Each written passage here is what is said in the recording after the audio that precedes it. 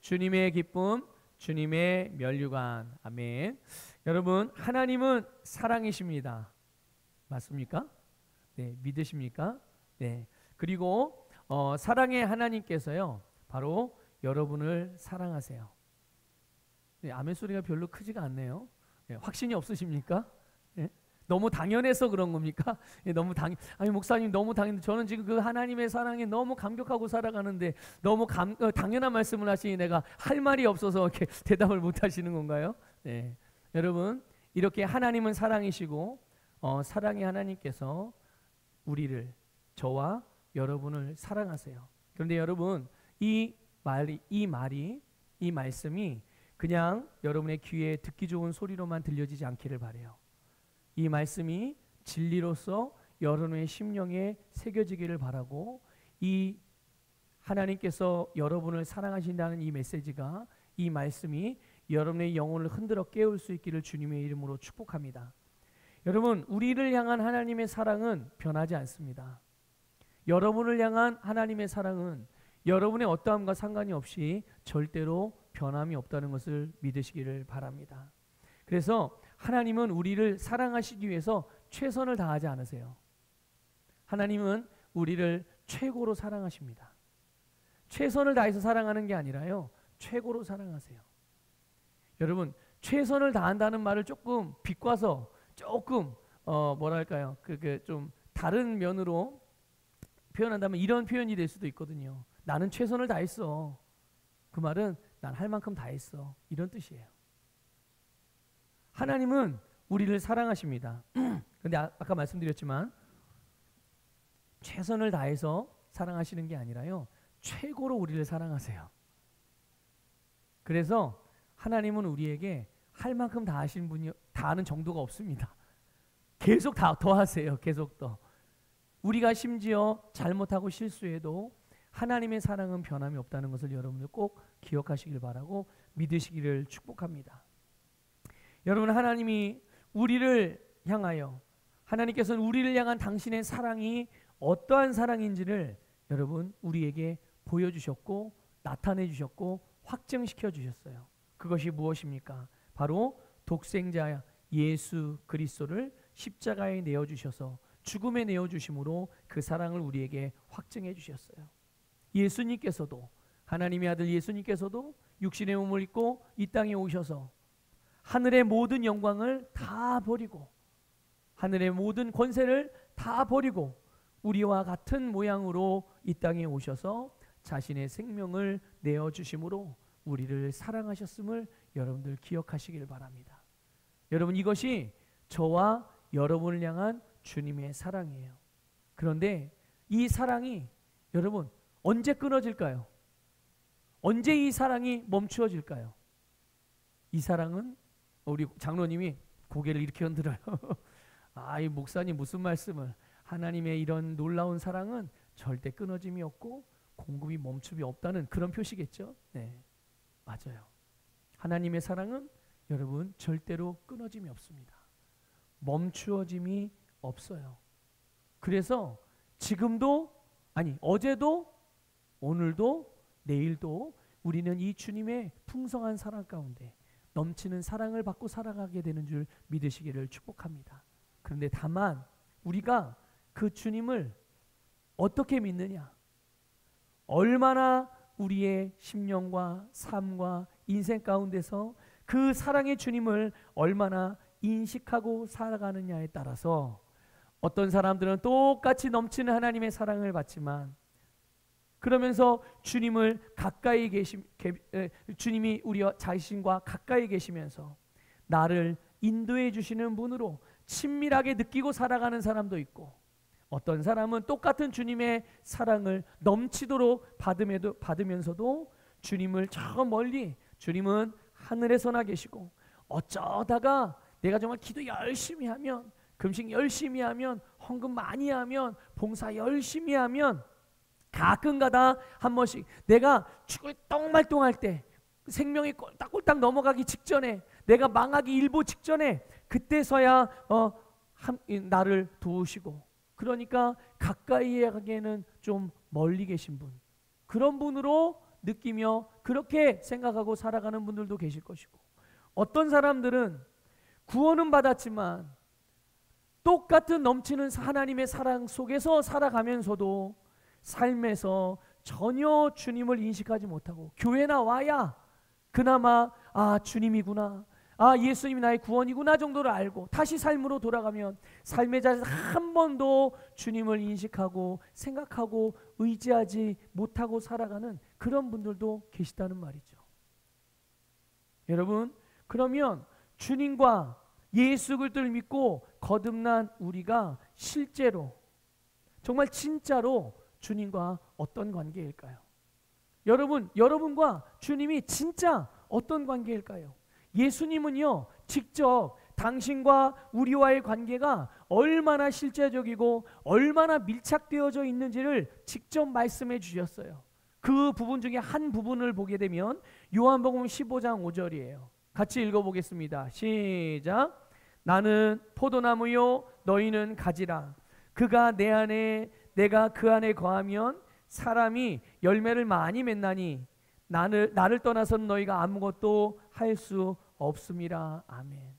이거는 나를 떠나서 너희가 아무것도 할 수 없어, 그러니 너희들 나한테 꼭 붙어 있어야 돼, 위협하기 위한 말씀이 아니에요.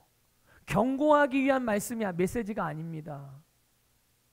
주님께서 이 말씀을 하신 이유는 우리와 주님과의 관계가 어떤 관계인지를 우리에게 알게 하시기 위해서예요. 그래서 그 관계를 알고 그 안에 머물며 그 안에서 주님으로부터 공급되는 모든 것들을 공급받으며 풍성한 열매를 맺는 삶을 살게 하시기 위하여 이 말씀을 우리에게 주신 줄 믿으시기를 축복합니다. 예수님은 포도나무시고, 여러분, 오늘 우리는 그 포도나무의 가지예요. 우리는 그분과 하나이고 그분으로부터 연결되어져서 그분 안에서, 그분을 통해서 모든 필요를 공급받을 뿐만 아니라 그분 안에 있는 생명, 예수님 안에 있는 능력, 그 예수님 안에 있는 넘치는 하늘의 유업의 풍성함으로 충만하게 누릴 수 있게 된 존재들, 그것이 바로 오늘 예수 안에서 포도나무 되신 주님께 가지로서 붙어 살아가는 저희들임을 믿으시기를 주님의 이름으로 축복합니다. 여러분, 로마서 6장 4절 이하에서 보면요, 사도 바울도 동일한 의미의 말씀을 해요. 성령님께서 사도 바울을 통해서 우리에게 계시해 주신 거죠. 무엇을요? 주님과 우리와의 관계를. 어떻게 해요? 예수님이 죽으실 때 우리가 예수님의 죽음에 합해졌다.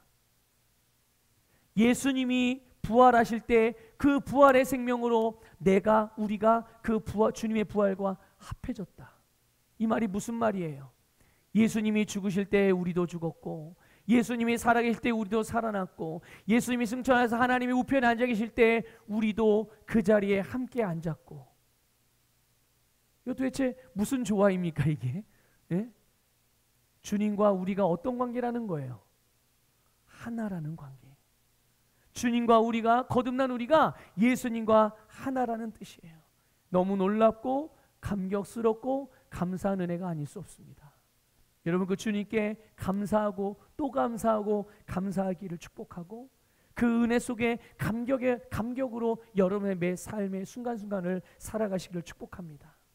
이렇게 여러분, 주님께서 우리에게 당신과의 관계에 대해서 말씀해 주시는 이 말씀을 그대로 믿을 때, 그렇구나, 내가 지금 감각적으로, 내가 또한 감정적으로, 내가 지금 눈에 보이고 또한 이성으로 이해되고 또 내가 이성적으로 경험하게 되어지는 이런 상황, 이런 것들과 관계없이, 이런 것들과 상관없이 진리이신 하나님, 하나님의 말씀, 변함없는 하나님의 말씀, 우리를 구원하고 우리의 생명이 되어진 주님의 말씀이 예수님과 내가 하나라고 말씀하시는구나라고 말씀하시니, 이 말씀을 우리가 그대로 믿을 때 우리의 모든 삶을 주님과 그래서 함께 그분의 말씀으로 살아갈 때, 오늘 우리가 읽은 이 빌립보서 말씀 본문의 표현을 한다면 주 안에서 살아가게 될 때 저와 여러분의 삶은 능력의 삶이 되고 승리의 삶이 되고 생명의 삶이 되어 그것을 경험하게 되는 줄 믿습니다. 그러니까 여러분, 중요한 것은 주님께서 우리에게 말씀하신 말씀의 내용이 중요한 것이지 우리가 무엇을 느끼는지가 중요한 게 아니에요. 세상이 우리에 대하여 뭐라고 말하는지가 중요한 게 아니에요. 사람들이 뭐라고 말하고 뭐라고 속삭이고 뭐라고 권면하고 뭐라고 지시하고 뭐라고 알려주고 그게 중요한 게 아니라 주님이 우리에게 무엇이라 말씀하시는지가 그것이 중요한 것이므로 오늘 주님의 말씀은 저와 여러분 우리가 주님과 하나 되었다라는 것을 말씀해 주시니 이 사실을 이 진리를 믿음으로 받으시기를 주님의 이름으로 축복합니다. 오늘 본문 1절에 보게 되면 이 사도 바울이요 빌립보 교회 성도들에게 이렇게 말합니다. 나의 기쁨이요 면류가 아닌 사랑하는 자들아. 다시 말씀드릴게요. 나의 기쁨이요 면류가 아닌 사랑하는 자들아. 여러분, 우리가 잘 알듯이 모든 성경은 하나님의 감동으로 성령으로 기록되었음을 기억하십시오. 맞습니까? 예.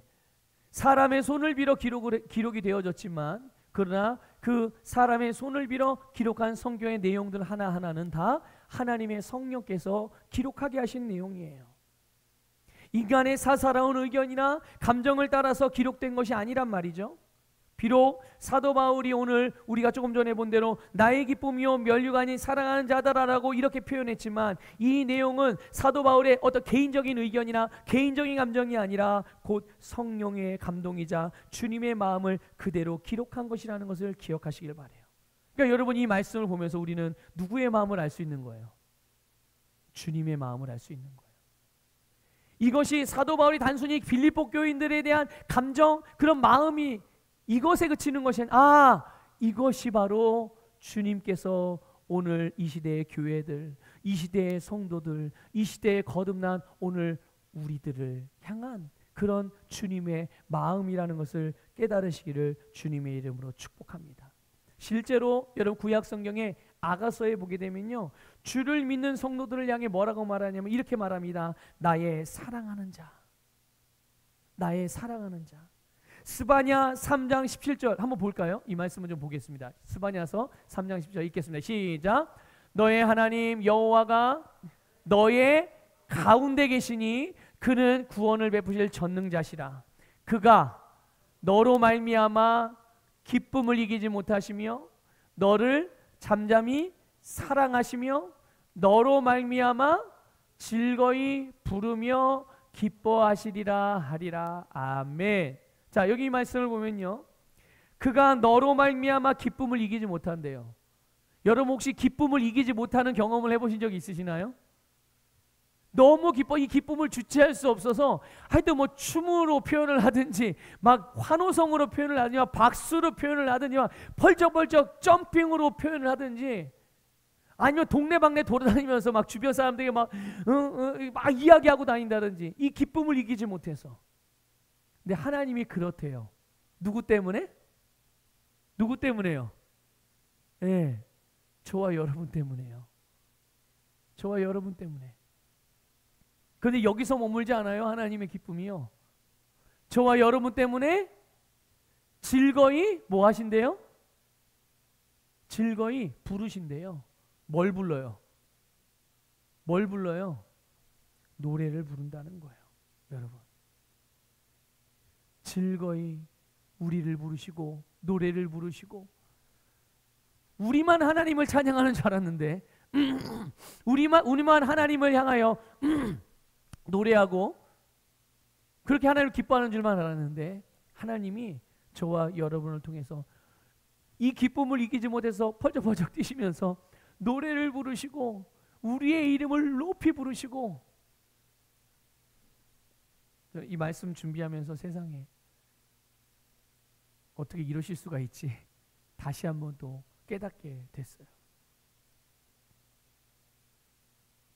우리가 주님 앞에서 그냥 인간적인 모습으로만 보면 정말 너무나도 한없이 부족한 자들 아니에요? 그런데 하나님께서 예수 그리스도를 통하여 우리를 새롭게 하셨고, 하나님은 예수님을 통해서 우리를 보시며 우리의 이전 사람이 아니라 거듭난 우리를 보시고 생명인 우리를 보시고 하나님의 기쁨인 우리를 보시고 오늘 본문 표현대로 하면 우리를 주님의 면류관으로 보시는 거예요. 주님의 면류관. 그러니까 면류관은 어디에 쓰는 거죠? 예, 머리에 써요. 우리가 예수님 머리 꼭대기에 앉아 있다. 그런 건 아닌데 이 면류관은 영광의 표시잖아요. 저와 여러분이 주님의 영광인 거예요. 저와 여러분이 주님의 영광인 거예요. 여러분, 오늘 거듭난 저와 여러분은 그리스도의 몸인 교회 공동체 안에서 예수님의 몸의 지체예요. 주님의 몸의 지체로서 성도인 거예요. 안산서부교회의 지체로서의 성도인 거죠. 그런 우리가 주 안에서 주님의 기쁨이자 주님의 면류관, 곧 주님의 열매라는 것을 믿으시기를 축복합니다. 자, 이제 오늘 이 말씀이 이 주님의 기쁨이요 주님의 면류관이자 열매인 우리를 향하여 주 안에 서라 말씀하고 있어요. 어떻게 하라고요? 너희는 나의 기쁨이요 나의 면류관이니 주 안에 서라 말씀하고 있어요. 이것이 여러분, 저와 여러분을 향한 주님의 마음인 거예요. 그런데 주 안에 서라라고 말씀하면서 바로 앞에 이와 같이라고 합니다. 이와 같이 주 안에 서라. 그러니까 어떻게 주 안에 서는 것인지를 제시해주고 있는 거예요. 아, 주 안에서, 그렇죠? 주 안에 세워져야죠. 주 안에서 우리가 일어나야죠. 주 안에서 우리가 힘을 내야죠. 그런데 어떻게 하는 것이 주 안에 서는 건가? 어떻게 주 안에 설 수 있는가? 우리가 지난 주일에 나눈 말씀의 내용들 가운데 여러분, 사도 바울이 성도들을 향해서 너희는 나를 본받으라 이렇게 말했어요. 그렇죠? 네. 바울 자신을 본받으라고 교회와 성도들을 향하여. 그리고 그와 같이 하는 사람들, 바울을 본받아서 바울과 같은 신앙생활을 하는 사람들, 그를 따라가는 사람들, 그에게 배우는 사람들, 그런 사람들과 같이 하는 그런 이들을 눈여겨보면서 주목하면서, 그리고 너희들도 그렇게 행하라, 이런 내용들을 우리가 지난주에 말씀 내용 가운데 함께 나눴었어요. 자, 그러면 사도 바울은 어떤 사도였습니까? 과연 사도 바울을 통해서 무엇을 본받으라는 내용이에요? 사도 바울이 자기가 교만해가지고 우쭐해져가지고 내가 그래도 신약 성경의 절반을 기록한 사람인데 이런 마음으로 우쭐해서 내가 그래 셋째 하늘까지 그런 영적으로 최고의 단계까지 갔다 온 사람인데, 내가 영적으로 그렇게 깊이 있는 사람인데, 내가 예수님을 정말 직접적으로 만나서 영적으로 만나가지고 내가 사도가 된 사람인데, 그런 너희들 그런 나를 본받아, 이런 마음으로 본받으라고 그러는 게 아니잖아요. 그렇죠? 사도 바울의 무엇을 본받는 것입니까? 사도 바울은 철저하게 예수 그리스도를 본받는 사도였어요. 철저하게 예수님을 본받는, 그리고 예수 그리스도의 사역을 행했고 예수 그리스도의 삶을 살았던, 그게 바로 사도 바울의 삶이었어요. 여러분, 주님께서는 우리를 사랑하셨고 그렇기 때문에 우리를 구원하시기 위하여 하늘의 모든 영광을 버리고 오셔서 자기의 생명을 내어주셨습니다. 다시 말씀드릴게요. 잘 들으시고 잘 기억하시고 이걸 잘 여러분의 심령에 받아들이시기를 바랍니다. 예수님께서는 우리를 사랑하셨기 때문에 우리를 구원하시기 위하여 하늘의 모든 영광, 자기가 누릴 수 있는 모든 것들을 다 어떻게 했다고요? 다 뒤로 하고 낮고 천하디 천한 육신의 몸을 입고 우리와 같이 되셔서 자신의 생명을 내어주셨어요. 그런데 놀라운 것은 이렇게 예수님께서 자신의 모든 영광을 버리고 이 땅에 오셔서 우리를 위하여 이 생명을 내어주셨을 때, 그때 그 다음에 일어난 결과가 있습니다. 그게 무엇입니까? 그게 바로 우리가 구원을 얻게 되었고, 그로 말미암아 우리가 치유받게 되었고, 그로 말미암아 우리가 부여하게 되었고, 그로 말미암아 우리가 삶의 목적을 발견하게 되었고, 그로 말미암아 우리의 사명을 발견하게 되었고, 그로 말미암아 우리의 비전을 발견하게 되었고, 그로 말미암아 우리의 인생이 가장 복된 인생이 될 수 있었고, 바로 생명을 얻게 된 줄 믿으시길 바랍니다.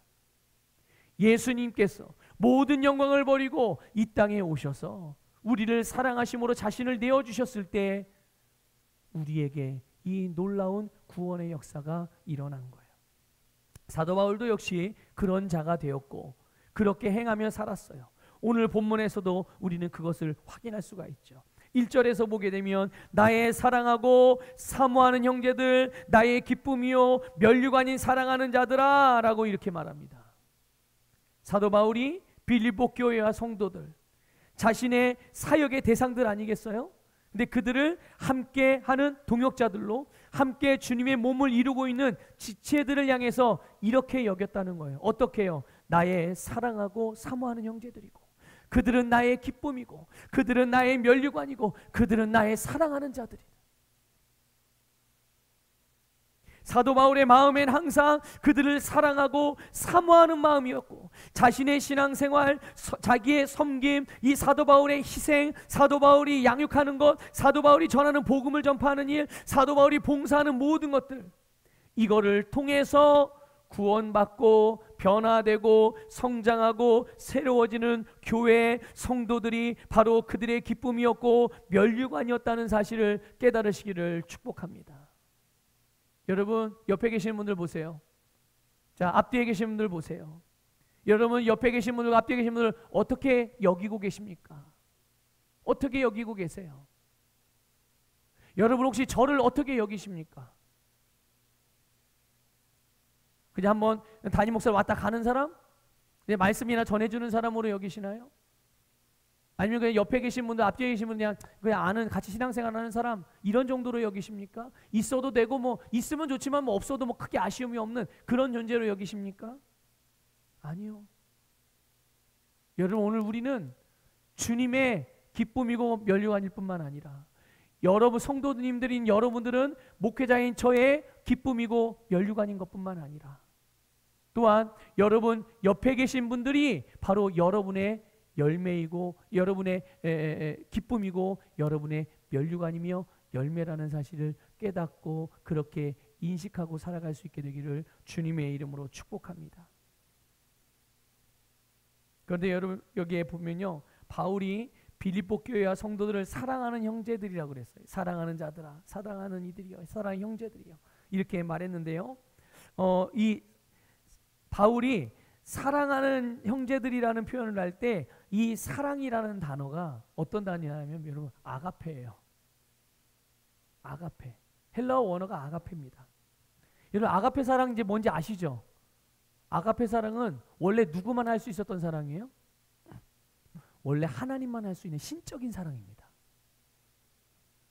그런데 사도 바울이 감히 사랑하는 형제들 이렇게 부르는데 이렇게 이런 거죠.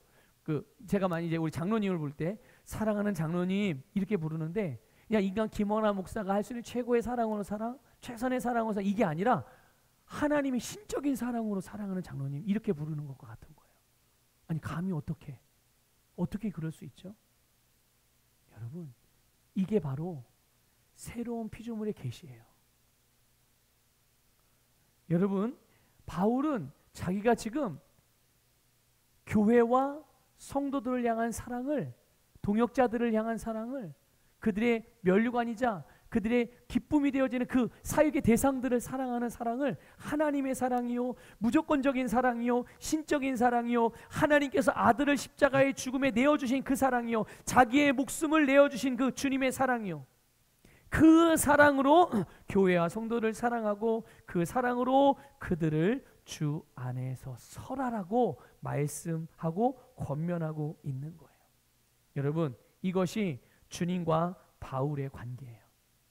누구와 관계라고요? 주님과 바울의 관계라고요. 아가페의 사랑으로 연합되어지고 하나 된 관계가 바로 예수님과 바울의 관계예요. 근데 그 관계가 거기에서 머무는 것이 아니라 바울과 빌립보 교회와 빌립보 교회 성도들과의 관계가 바로 그런 관계였다는 거예요.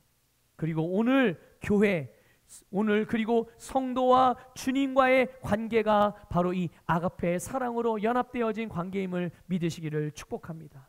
또 저와 여러분의 관계이고 여러분과 여러분 서로의 관계, 여러분 주 안에서 바로 그 사랑이 우리를 살게 하는 줄 믿으시기를 축복합니다.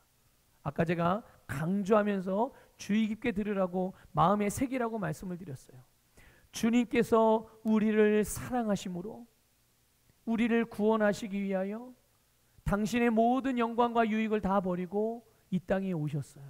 그리고 자기의 생명을 내어주셨어요. 우리를 대신하여 고난을 당하셨어요. 우리를 섬겨주셨어요. 우리를 가르쳐 주셨어요. 우리를 치유해 주셨어요. 우리에게 알게 하셨어요. 우리에게 믿음을 주셨어요. 그것으로 인하여 우리에게 어떤 일이 벌어졌습니까? 그 결과로 주님께서 사랑하셔서 우리를 위해 자신을 내어주신 그 사역으로 말미암아 우리가 구원을 얻은 거예요. 여러분, 사랑이 우리를 살게 하는 줄 믿으시기를 주님의 이름으로 축복합니다. 여러분의 사랑이 여러분의 남편을 살게 하는 거예요. 여러분의 사랑이 여러분의 아내를 살게 하는 줄 믿으시길 바라요. 여러분, 엄마 아빠의 사랑이 자녀들을 살게 하고, 자녀들의 사랑이 부모를 살게 하고, 목사의 사랑이 성도를 살게 하고, 성도의 사랑이 목사를 살게 하고, 성도의 사랑이 성도를 살게 하는, 여러분, 그 사랑으로 말미암아 행하는 모든 섬김의 삶이, 헌신의 삶이, 그 사랑의 삶이 결국 우리에게 생명을 준다는 것을 믿으시기를 주님의 이름으로 축복합니다. 여러분, 로마서 5장 5절 말씀 읽어볼게요. 같이 읽습니다. 시작. 소망이 우리를 부끄럽게 하지 아니함은 우리에게 주신 성령으로 말미암아 하나님의 사랑이 우리 마음에 부음받음이니. 아멘, 아멘. 보세요. 아니, 어떻게 감히 하나님의 사랑으로, 사도 바울이 하나님의 사랑으로 교회와 성도들을 다른 사람을 사랑할 수 있겠느냐고, 있을 수 있냐고 생각할 수 있어요. 그런데 놀라운 것은 사도 바울이 그렇게 하나님의 사랑으로, 아가페 사랑으로 살아갈 수 있는, 자기의 모든 것을 내어주며 사랑할 수 있는 그 능력은 자기 자신에게서 온 게 아니었어요. 어디에서 온 거예요? 하나님의 사랑에서 온 거예요. 근데 그 하나님의 사랑이 어디에 부어진 겁니까? 어디에 부어졌어요? 우리의 마음에. 이런 게 아니에요, 여러분. 하나님이 우리를 구원하시기 위해서 하나님의 사랑을 우리에게 다 부어서 우리에게 넣어주셨어요. 그러다가 우리가 말 안 들으면 그 사랑을 다시 이렇게 쏙 가져가시는 게 아니에요. 하나님의 사랑이 우리에게 부어져. 한번 고백해 볼까요? 하나님의 사랑이 여러분 우리에게 부어졌으면 그 사랑은 어디에 있어요 지금? 정말요? 정말요? 자, 이렇게 고백합시다. 하나님의 아가페 사랑이 내 심령에 충만합니다. 하나님의 모든 사랑이 내 안에 충만합니다. 아멘. 그렇습니다, 여러분. 하나님은 아까 말씀드렸죠. 말씀 나눌 때 서두에 하나님 우리를 최선을 다해 사랑하는 게 아니라 최고의 것으로 사랑하십니다. 우리를 최고로 사랑하세요. 하나님이 우리를 사랑하실 때 이번에는 한 10만큼 사랑하고 다음번에는 한 20만큼 사랑하고 우리를 더 사랑하시기 위해서 하늘에 하나님의 사랑을 남겨놨다가 내가 조금 더 열심히 잘할 때마다 조금씩 더 사랑해 주시는 게 아니에요. 하나님의 사랑은 처음부터 끝까지 전부로 우리를 사랑하셨음을 믿으시기를 주님의 이름으로 축복합니다. 그래서 우리는 그 사랑을 받았을 뿐만 아니라 그 사랑으로 사랑할 수 있는, 그리고 실제로 우리가 사는 현재에 그렇게 사랑하며 살아가는 자들이고, 우리는 이 사랑으로 말미암아, 무엇으로 말미암아요? 이 사랑으로 말미암아 우리는 언제나 살아날 수 있고 또 언제나 살릴 수 있는 자들임을 믿으시기를 바랍니다. 이 사랑으로 우리는 어떤 상황을 만나든 어떤 어려움 지경에 빠지든 어떤 육신의 괴로움을 당하든 상관없이 나는 언제나 이 사랑으로 말미암아 나를 살릴 수 있다는 것을 믿으시길 바라요. 우리는 언제나 어느 상황에든 어떤 위치에서든 어떤 형편에서든 살아나게 되는 거예요. 사업이 살아나고, 가정이 살아나고, 내 육신이 살아나고, 우리 자녀가 살아나고, 남편이 살아나고, 아내가 살아나고, 교회가 살아나고. 무엇이요? 바로 그 하나님께서 우리 마음에 부으신 그 사랑이 우리를 살아날 수 있게 해준다는 말이죠. 또 우리만 살아납니까? 아니죠. 우리를 통해서 우리 안에 있는 이 사랑으로 말미암아 내 주변에 나와 연결된 나의 모든 세상 그것들을 살릴 수 있다는 것을 믿으시기를 축복합니다. 아이 내가 부족해서요. 아이 내가 뭐 할 수 있는 게 없어요. 내가 가진 것이 없어요. 천만 여러분 어떻게 가진 것이 없다고 말할 수 있어요? 하나님이 당신의 모든 것을 우리에게 주셨는데 어떻게 가진 것이 없다고 말할 수 있어요? 하나님께서 우리를 부르셨는데 봉사의 직임으로 부르셨는데 저는 할 수 있는 게 아무것도 없어가지고 집사의 직분을, 권사의 직분을, 장로의 직분을, 목사의 직분을 감당할 수 없어요. 어떻게 감히 이렇게 하나님께 말씀하시죠? 하나님이 다 주셨는데, 주시고 부르시는데, 여러분 주님 안에서 다른 게 아니라 하나님의 말씀이 나에게 뭐라고 말씀하시는지를 주목하고 그것을 가장 중요하게 여기시고 그것만 따라가시기를 주님의 이름으로 축복합니다. 그것이 여러분의 삶의 형통과 승리와 풍성함의 비결인 거예요. 여러분 바로 이 사랑이 우리를 주 안에서 세워져요. 그분의 사랑을 받음으로 그분의 사랑의 능력으로 그분의 사랑을 행하게 될 때 우리는 점점 세워지고 점점 온전해지는 것이죠. 자, 그런데 여러분 이것은 단지 우리 개인만을 의미하는 게 아니에요. 개인만을 위한 게 아니에요.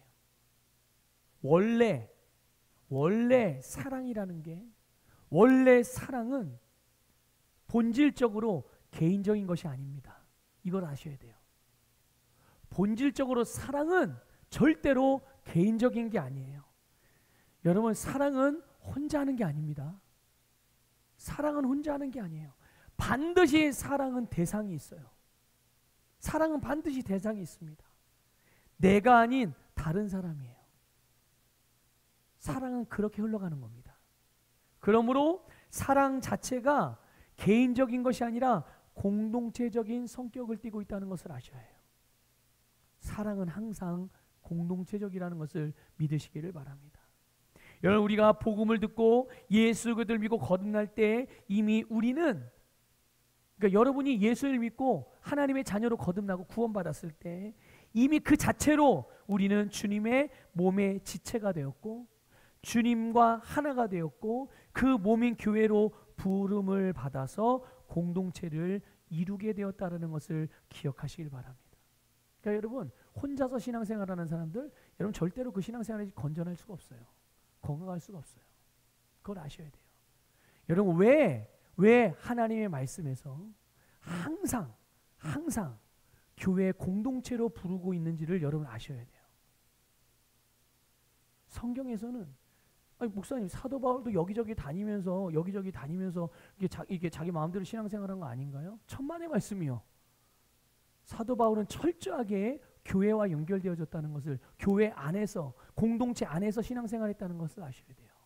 그래서 그는 가는 곳마다 교회를 세웠고 그 교회 공동체 안에서 머물렀고 그 안에서 신앙생활했고 그리고 공동체가 세워지면 그 교회를 이끌 수 있는 리더십을 세운 후에 또 다른 곳에 교회가 없는 곳에 또 가서 거기서 교회를 그게 3개월이든 6개월이든 때로는 2년이든 3년이든 거기에서 또 교회를 일으켜서 세우고 또 거기에서 또 리더십이 세워지면 또 다른 곳에 교회가 없는 곳에 가 또 교회를 세우고 철저하게 교회를 세우는 사역을 했어요.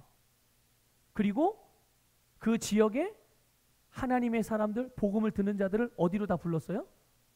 다 교회 공동체 안으로 불러서 함께 연합되게 했다는 것을 기억하셔야 해요. 그런데 이 부르심에 응답하지 않고 이 부르심을 마치 아무것도 아닌 것처럼 세상이 변했고 시대가 변했는데 이제 지금은 달라진 거 여러분 방식과 방법은 달라지지만 원리와 근본적인 것들은 여러분 절대로 변하지 않습니다. 네. 그래서 여러분 주님의 몸인 이 교회 공동체는 사랑으로 하나 되고 연합되고 한 몸인 존재인 거예요. 그러므로 여러분 그 몸을 이루고 있는 지체들도 이렇게 하나됨, 연합, 한 몸으로 기능하는 것이 그것을 추구하고 그것을 행하는 것이 당연히 마땅한 바인 것이죠.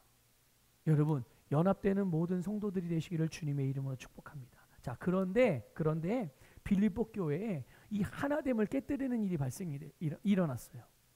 사건이 일어난 겁니다. 아니 성경에 나오는 교회들은 다 능력 있고 그래서 그리고 실제로 예수님의 제자 사도들이, 바울 같은 사도들이, 베드로 같은 대사도들이 목회한 교회니까, 담임한 교회들이니까 그 교회들은 다 정말 온전할 거라고 우리는 그런 뭐랄까요, 낭만을 가지고 있지 않습니까? 자, 그런데 이 빌립보 교회가 큰 위기를 맞아요. 빌립보 교회만이 아니고 다른 교회들도 마찬가지. 근데 어쨌든 오늘 우리 빌립보서를 보는 거니까 빌립보 교회에 큰 위기가 오는데요. 이 하나됨이 깨지는 일이 발생을 한 거예요. 여러분, 교회 공동체가 분열이 나고 깨뜨려지는 일, 그거는 곧 주님의 몸을 괴롭게 하는 일이라는 걸 아셔야 돼요.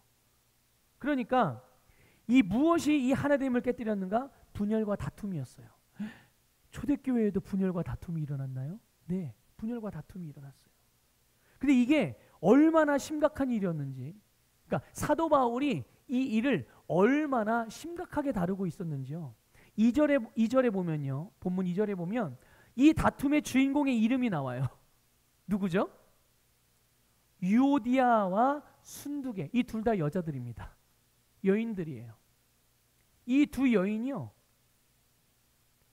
그러니까 이 두 여인은 주님 오시는 그날까지 계속 교회 안에서 불려지겠어요? 안 불려지겠어요? 우리가 빌립보서를 볼 때마다 이 두 여인은 우리가 계속 기억할 거예요. 보게 될 거예요. 어떤 여인으로? 교회에 분란을 일으키고 서로 다퉈서 주님의 몸을 괴롭게 만든 여인들로. 이런 이름으로 기념이 되시면 안 됩니다. 항상 여러분 좋은 일꾼들로 기념이 되시기를, 기억되시기를 주님의 이름으로 축복합니다. 자, 그런데 여러분, 이들이 유오디아와 순두계라는 여인인데요, 이 둘이요 서로 다투고 반목하면서 분쟁이 일어난 거예요. 그런데 여러분, 사도 바울이 왜 이 일을 개인적인 이름을 공개하면서까지, 개인적인 이름을 여러분, 우리는 어떤 잘못되거나 좀 그런 일에 우리의 이름이 공개되면 부끄럽고 수치스럽고 심지어 그것 때문에 시험 드는 사람들도 있지 않습니까? 근데 지금 보면 사도 바울이요, 이 두 여인이 지금 잘한 게 아니잖아요. 엄청나게 잘못하고 있는 일인데 그걸 위해서, 그걸 바로잡기 위해서 그들의 이름을, 실명을 거론하면서 둘에게 직접적으로 권면을 하는 거예요. 근데 뭐라고 권면합니까? 주 안에서 같은 마음을 품으라. 두 여인이여, 주 안에서 같은 마음을 품으십시오. 이거는 사도 바울이 성령의 계시를 따라서 교회와 성도, 그리고 교회와 주님과의 관계 안에서 모든 것을 바라보고 있었기 때문에 이 두 여인의 다툼이 단순히 개인적인 다툼이 아니라는 것을 깨닫게, 간파하게 된 거예요.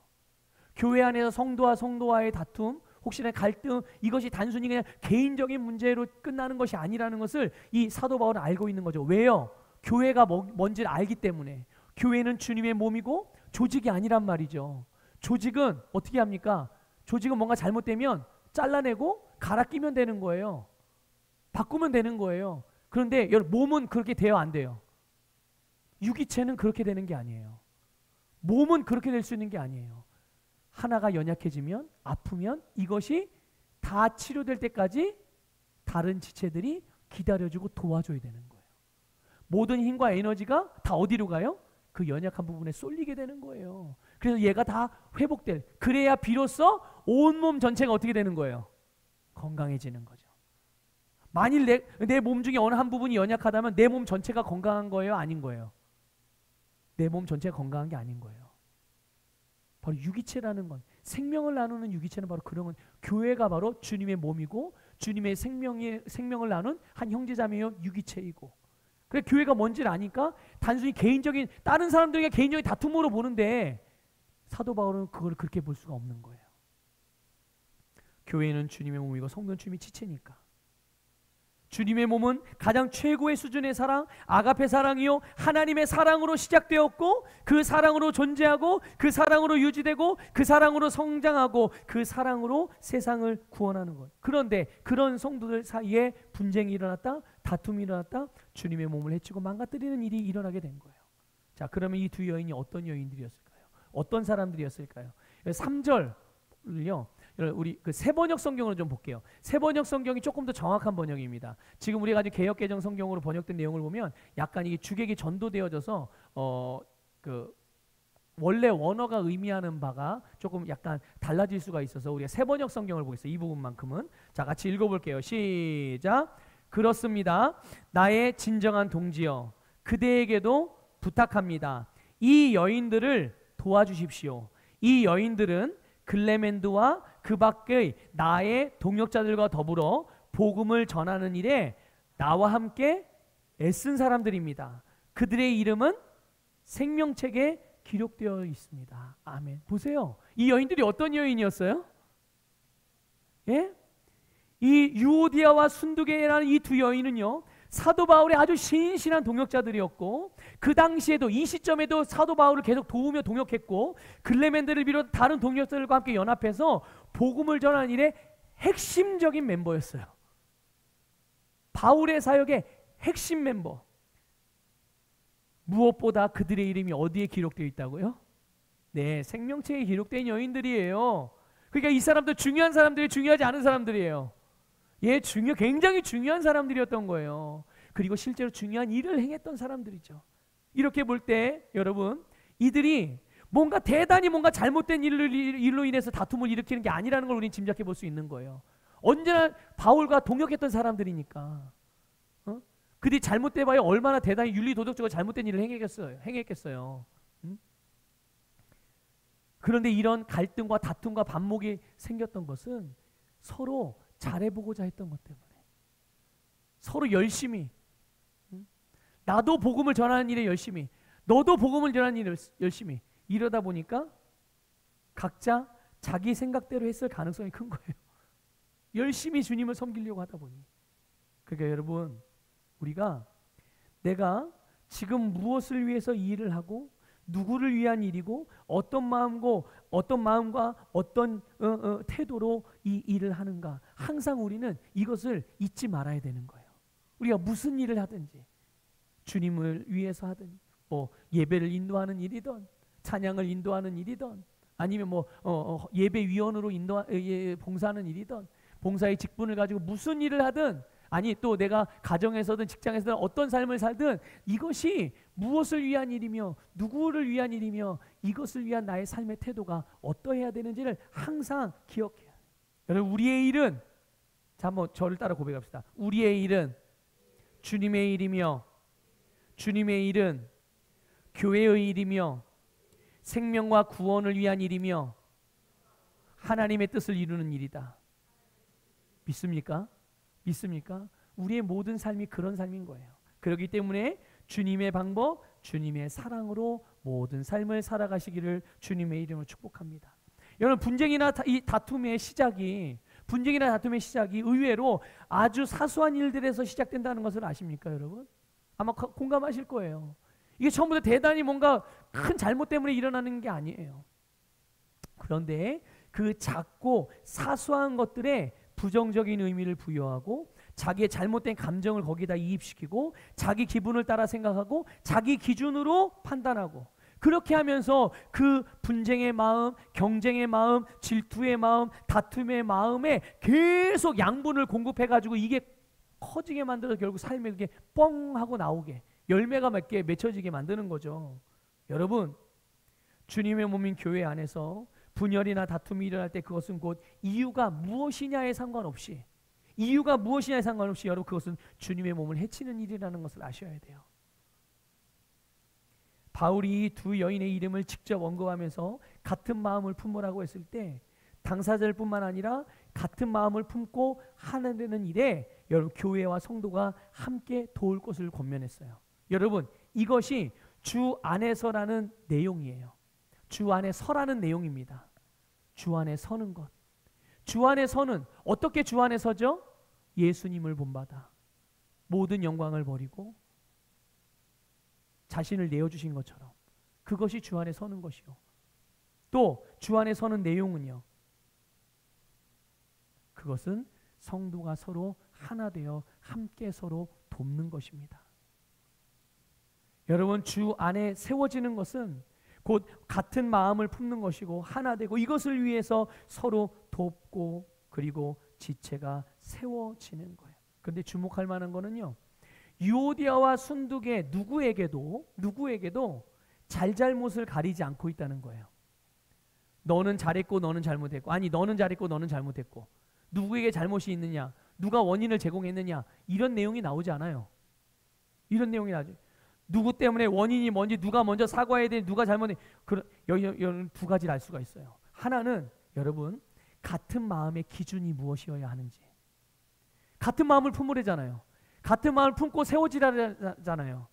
근데 그 같은 마음의 기준, 여러분 누구의 마음으로 하나가 되어야 되죠? 여기 유오디아의 마음으로 하나가 되어야 됩니까? 순두개의 마음으로 하나가 되어야 됩니까? 어쨌든 마음이 하나가 되려면 누군가는 자기의 마음을 내려놓고 포기해야 되잖아요. 그렇죠? 상대방이 나에게 양보해서 내 마음과 같이 하나가 되어야 되는지, 아니면 내가 양보해서 내가 상대방의 마음에 하나가 되어야 되는지, 여러분 그게 아니라는 거죠. 바로 우리가 하나 되어야 되는 같은 마음은 주님의 마음인 줄 믿으시길 바랍니다. 주님의 마음, 주님과 같은 마음. 여러분 다시 강조해서 말씀드려요. 주님의 마음이 뭡니까? 자기의 영광을 구하지 않고, 자기의 편의를 구하지 않고, 자기의 유익을 구하지 않고, 자기의 유익을 추구하지 않고 자신을 내어주는, 그것이 주님의 마음이에요. 모든 성도가, 모든 그리스도인이, 모든 교회가 주님과 같은 마음을 품게 될 때 그 다음에는 어떤 일이 벌어질까요? 저와 여러분이 같은 마음이 되어지고, 여러분과 여러분 옆에 계신 분이 같은 마음이 되어지고, 우리 모두가 예수님 마음으로 같은 마음이 되어져. 그럼 어떤 일이 벌어질까요? 여러분 그것이 바로 이런 거예요. 성부 하나님, 성자 하나님, 성령 하나님, 성부, 성자, 성령 하나님이 철저하게 사랑으로 하나시잖아요. 그래서 우리는 그분을 삼위일체 하나님이라고 말하잖아요. 그 삼위일체 하나님의 역사를 보십시오.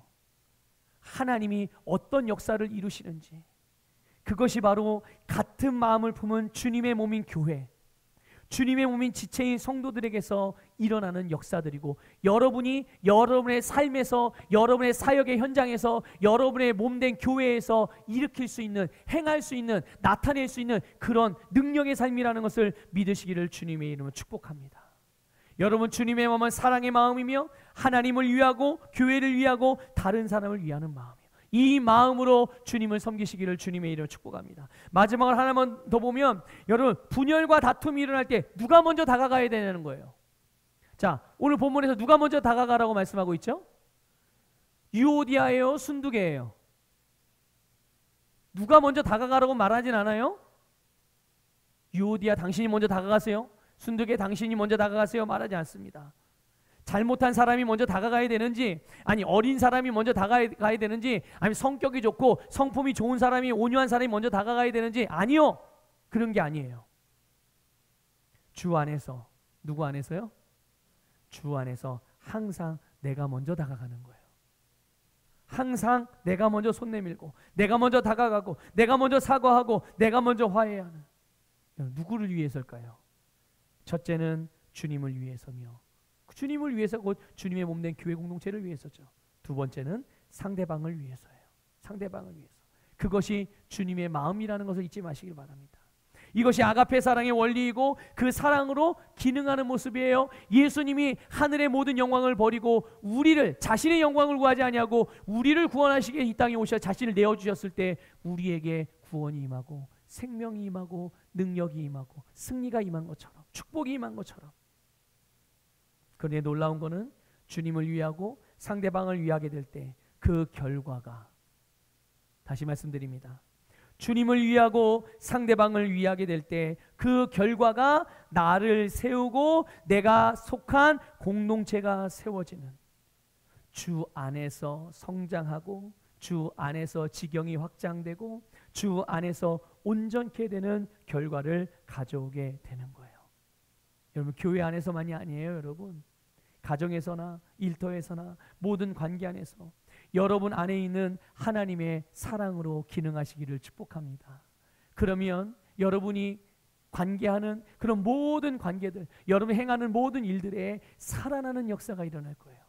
생명이 일어나고 그것이 결국은 여러분에게는 또 다른 열매가 되어져서 여러분 안에 여러분의 삶이 세워지는 놀라운 역사가 나타나게 되는 것이죠. 혹 주 안에서 하나 되지 못하는 그런 모습들이 보인다면, 주 안에서 주님께 해주시는 그 사랑의 모습들이 보이지 못한다면 그 하나됨을 위해, 그 사랑을 위해 섬김의 자리로 내려가세요.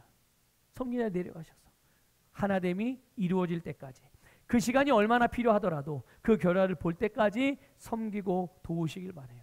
그래서 주님의 기쁨이자 또 주님의 면류관인 저와 여러분을 통해서 주님의 영광이 우리의 온 세상의 빛으로 찬란하게 드러나게 되기를 주님의 이름으로 축복합니다.